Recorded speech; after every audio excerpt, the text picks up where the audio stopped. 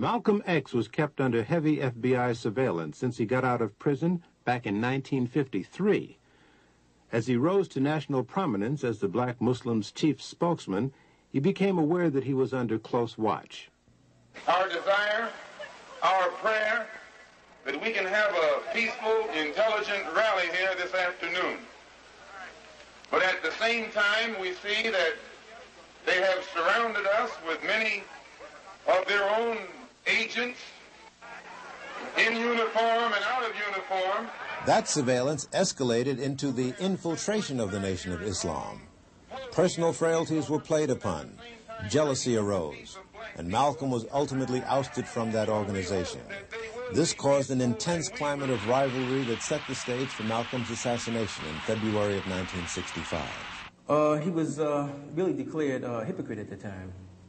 And because of some of the things that he was saying in regards to the Honorable Elijah Muhammad, may God be pleased with him, a strong position was really taken against him. The ministers began to speak out against the things that Malcolm was saying in regards to the Honorable Elijah Muhammad, accusations that he had made about the Honorable Elijah Muhammad. He had accused the Honorable Elijah Muhammad, for instance, of fathering children and etc.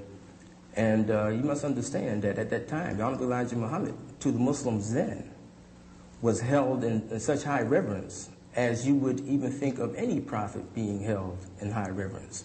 And this is the kind of love and admiration that the Muslims at that time had for the Honorable Elijah Muhammad. So when Minister Malcolm began to say those things, it was taken as an outright lie. I would say that, take for instance, one time in the Muhammad Speaks at that time, the newspaper printed a big article concerning the chief hypocrite. And it actually had a picture of Malcolm's head, you know, rolling or bouncing down the street at that time.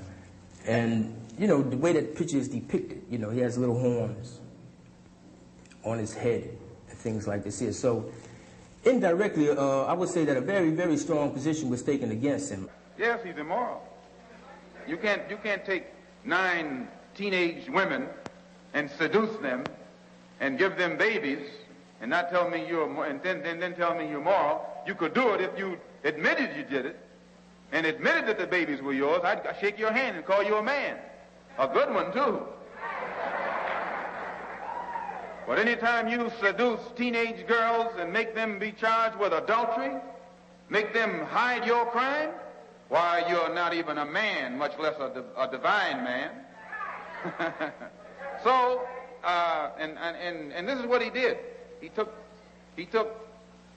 at least 9 that we know about. And I'm not speculating because he told this to me himself. Yes, that's why he wanted me dead, because he knew that as soon as I woke up, I'd tell it. Plan of action was basically what took place. Me and Leon, we took seats down in the front of the Autobahn. We came early. We would drift into the Autobahn. If indeed there was a search, then we could never enter. There was no search, so we drifted in just like we had hoped to. Leon Davis and myself took seats down front on the left-hand side. Benjamin and William, who carried the sort-of shotgun, sat right behind us, you know. And Wilbur sat somewhat in the back or almost in the middle.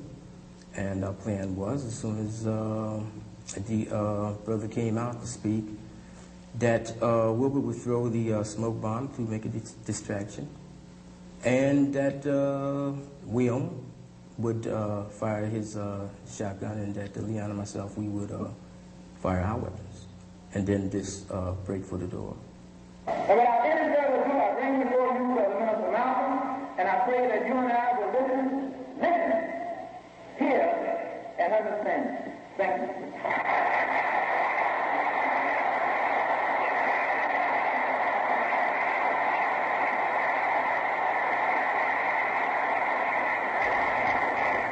Salam alaikum. Hold it.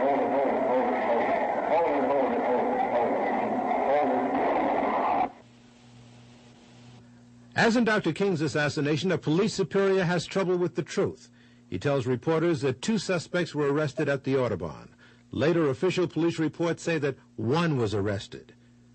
Also, listen closely as the police official carefully handles the question about police on the scene. We have 2 suspects in custody now. Where were they arrested? Fired the shot? I wouldn't know that at this time. Where were they arrested, sir? One of these men was arrested on the street by one of our patrolmen close by. There were no police at this meeting, were there, Inspector? There were no uniformed policemen assigned inside this ballroom. No uniformed police on the scene. Does this mean that police out of uniform were there? And if so, why didn't they take action? What were they doing there? This behavior pattern rings a bell of striking similarity with the behavior pattern of the CIA overseas. The church committee produced cables, demanded and got cables, which proved it traced the CIA's plan to kill Lumumba. Sid Gottlieb got on a plane and went to Leopoldville. Headquarters sent a cable saying, use the poison. Gottlieb was couriering for the poison.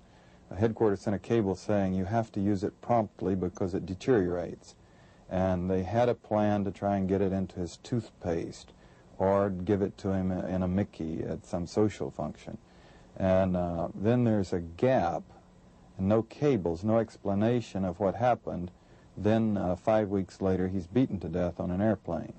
And unfortunately, though, the airplane was in the control of people who had agency cryptonyms.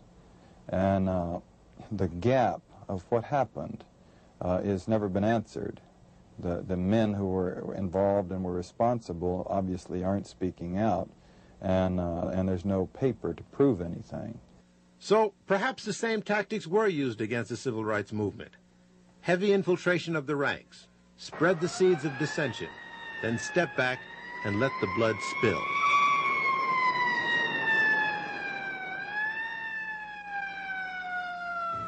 As I see it, Mr. Chairman, is for this committee to be able to figure out how to persuade the people of this country that indeed it did go on.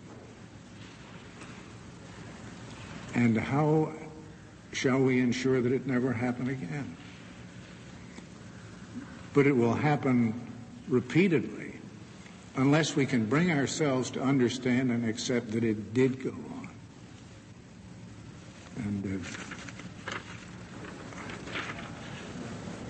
And I say that as one who worked as a United States attorney with the Bureau and have enormous respect for its capacities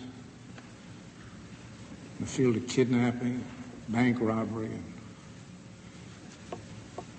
a lot of other things, but am appalled to learn what if it's correct, the intelligence side of that Bureau was up to for so long. If we would like to believe that the FBI would do all this viciousness and all of these things to an individual and would stop short of killing him, then we're out of our mind. In America today, if we believe the CIA would deal with foreign assassinations and would not consider it at home, that's like saying the mafia runs crooked gambling tables in South America, but honest ones in America. It just ain't true.